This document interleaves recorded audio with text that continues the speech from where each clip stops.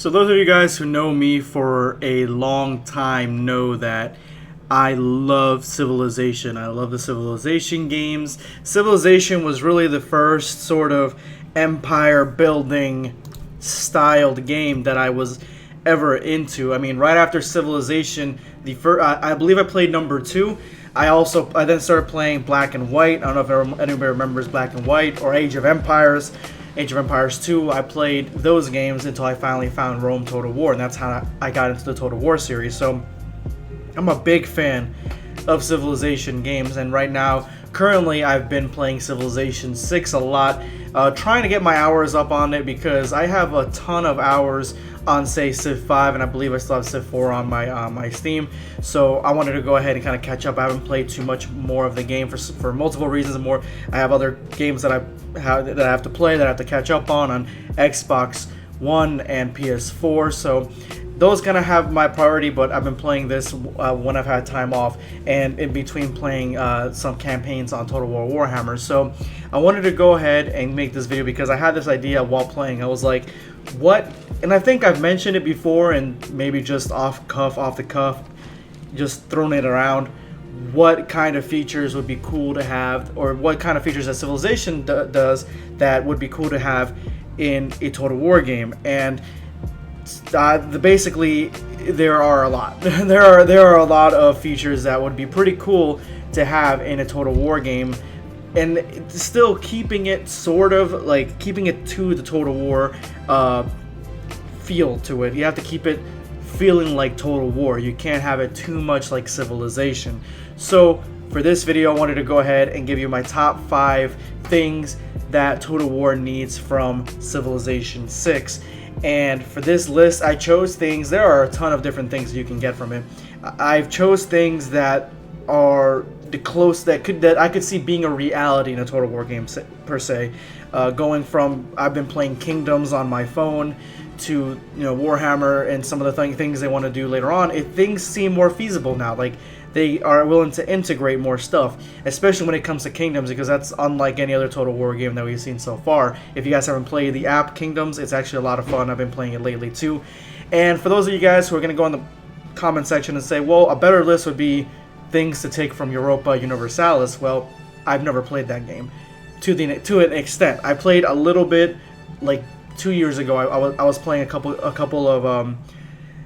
hours of it, maybe every few days, and then I stopped after a month of playing. It just I really couldn't get too into it. So maybe I will if you guys kind of give me features in the comment section that you would like to see from Europa Universalis. That would be pretty cool. But this is my list from Civilization, so let's go ahead and jump right in.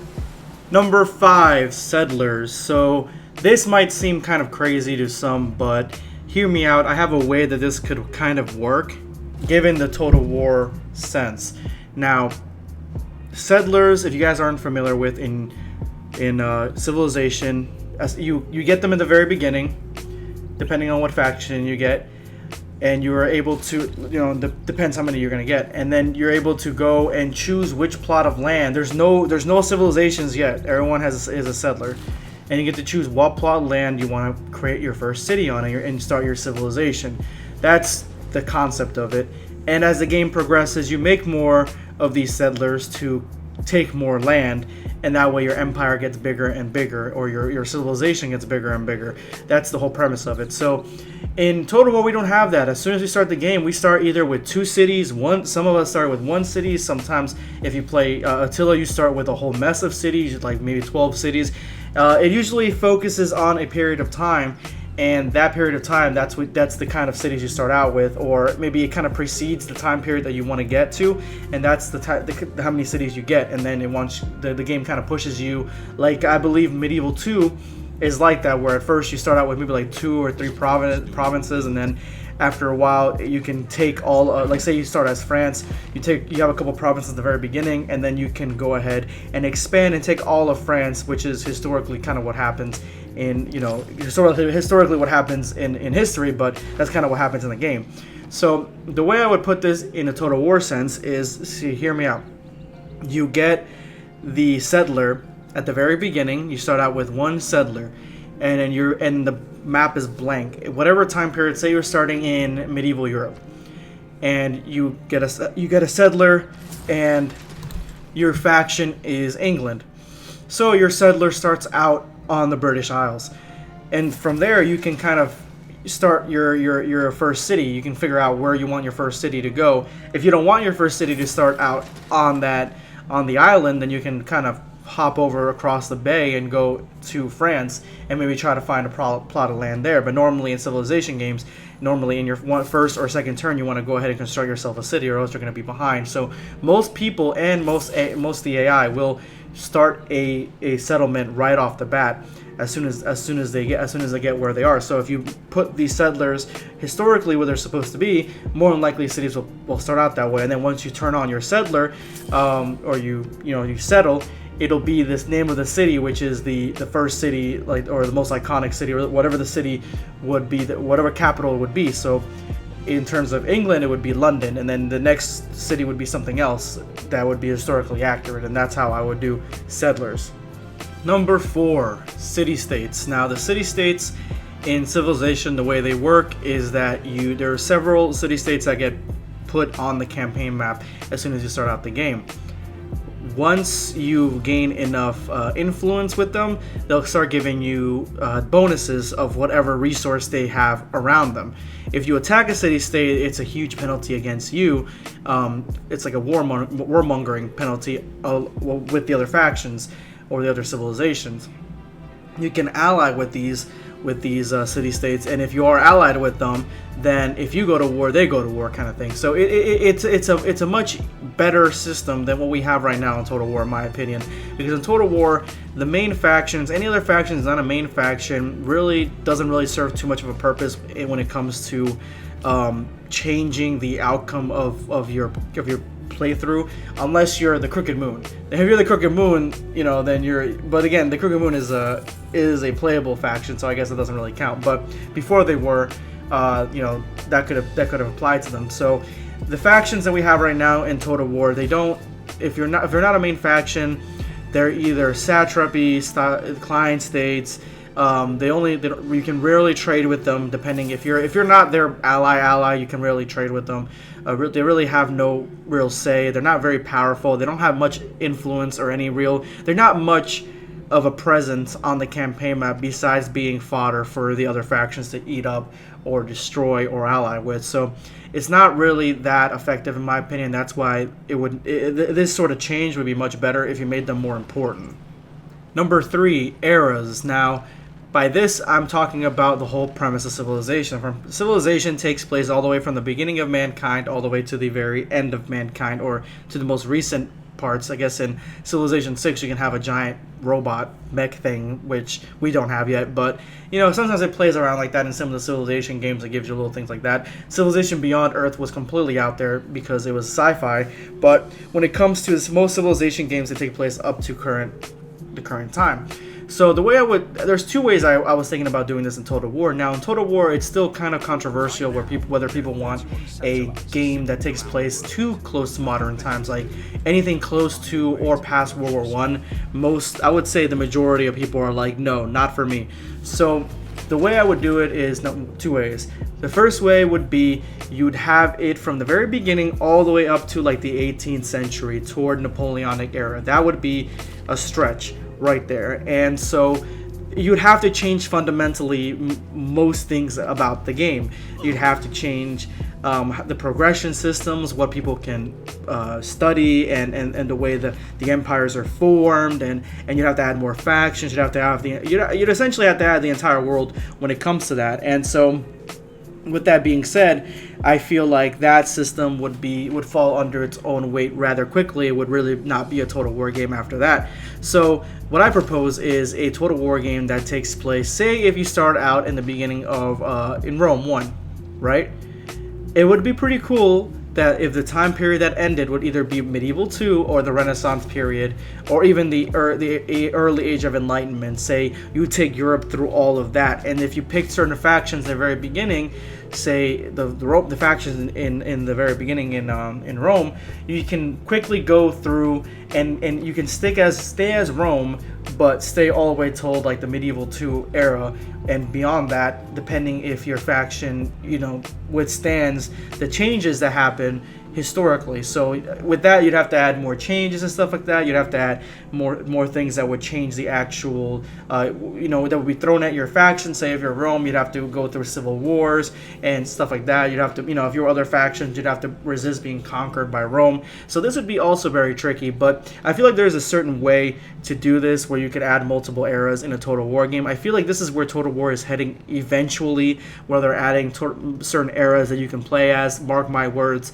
So I feel like that's the way they're going to go through. That's the reason it's a number 3, but it's right now, for me, in my mind, those are really the only 2 ways I can see, but you'd have to change so much more of the game that to include more eras to them that for me, it's still a little messy. Again, I feel like this is the way it's going to be going. But if you guys can think of a better way to do it, let me know in the comment section below. I'm open to all suggestions. Number 2, religion. Okay, so religion itself in Total War as we've seen it right now, excluding Warhammer, because there's not really the religion that we know in Warhammer. It's not as strong as I would like it to be. It's not as inclusive. It's not as customizable. You can't really mess around with it too much. You can spread it. You can attack other agents. It affects the the way if you conquer a city in Rome, in Attila, in most of the games, if they have religion in it, if you conquer cities, and they're in areas where your religion's not the state religion is not their religion, there usually is some penalties, usually that will affect the gameplay throughout then. So those features I like, but they're not expansive enough. In Civilization, if you guys don't know, Civilization, I believe in 5 and in 6, don't mark my words, I know in 6 definitely because I'm playing it right now, you can create your own religion. So I wouldn't put the feature of creating your own religion in this, because if you want to keep this more total war-y, I guess, I wouldn't put the features of you can put your own name of the religion and the symbol of your religion and stuff like that. But the one thing I would keep is that you can pick through religions that they have in real life, real actual religions like Christianity, Judaism, stuff like that. So whatever era that, like, say you're in Attila or in the medieval. I keep using medieval, but it's easier to wrap my head around that. So if you're in the medieval style era, you can pick. If you founded a religion, say you're part of whatever faction finds religion, or if you want to give it to all the factions, any faction can find these religions. You can pick Judaism, you can pick Christianity, you can pick Islam, and then you can pick what other tiny religions or other religions that are out there. So once you find a religion, then you can go ahead and add benefits to it. And for this, Civilization has faith points, I guess it's called, where you can, the amount of faith that you're and the great profits that you have, that would mean how much points you would get to be able to get a new bonus to your religion. So that would be pretty cool, because then you can customize and mix and match, and each time you play the game it'd be different, because if you pick a different religion you can add different benefits to it, and you kind of really choose what you want this to be. So that's the reason I'm giving this number 2. Before we get to number 1, there are a few ones that I wanted to go ahead and kind of give special mentions to. There's no real rhyme or reason or an order or anything like that, but these are the ones that I kind of have harped on them before, so I didn't want to add them to this list, because I want this list to be new stuff that I can see from this game that I can add. But things that I've thought of before, that I've said before, obviously, is diplomacy. Diplomacy in Total War is stale as stale can be, when games like Civilization and the part of Europa Universalis that did have is they have more that it can offer you. So when you get more options, you can do more things. So there's like embargoes and stuff like that, protective acts, defensive acts, things of that sort. So when it comes to diplomacy, that'd be a lot better. Government systems we kind of get in Total War, but not really for the most part, and especially not in Total Warhammer for the most part. So Empire had a great, in my opinion, had probably the best one so far. You can actually have an actual functioning government, and you can actually switch your government if you're and switch it to something different.